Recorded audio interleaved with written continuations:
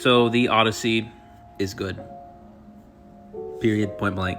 That's kind of all I gotta say about it. And as an artist, creator, singer, songwriter, art is very close to me, and I often get distracted very much just enjoying art, especially when there's a bunch of good art coming out. And since the world is terrible, and has been for a while, but specifically in 2026, wow, world is rough. It seems that a lot of artists are like, yeah, and guess what? We got all this stuff to write. So yeah, the Odyssey is good. I think I would encourage anybody to go watch it and see it.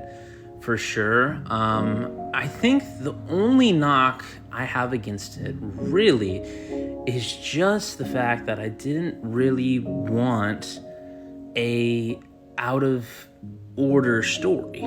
However, I will say, if you've ever seen a Christopher Nolan film, the likelihood of it being out of order is probably like 50-50. He absolutely loves to take all of his movies and just put them in different orders, or most of them, right? Or play with time in some sort of way. And that's cool. But part of me was like, I don't really see the point of putting this story out of order when everybody kind of knows the story a little bit as far as the Trojan horse goes. And all the other stuff I wanted to jump right into, but it kind of starts in the third act with somebody telling us about the first act. But I will say, this movie, by the end, absolutely deserves praise for framing itself the way it is.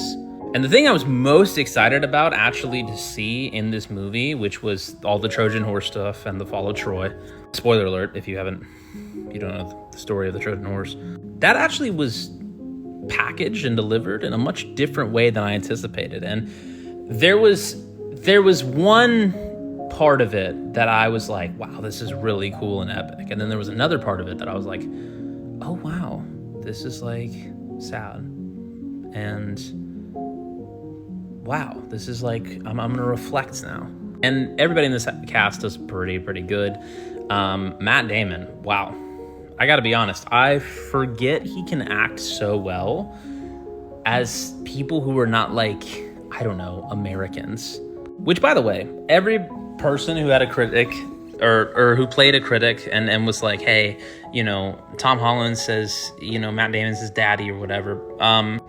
If you are going to let that destroy the movie for you, I cannot stop you. But I must say, there was never a moment in this film where I was like, oh my gosh, but they're speaking American. Like, come on. Overall, I'm definitely going to give it like a 8 or a 9 out of 10. I don't know if it's my favorite Nolan movie, but it is phenomenal. And yeah, it's pretty good. Go see it. Bye-bye.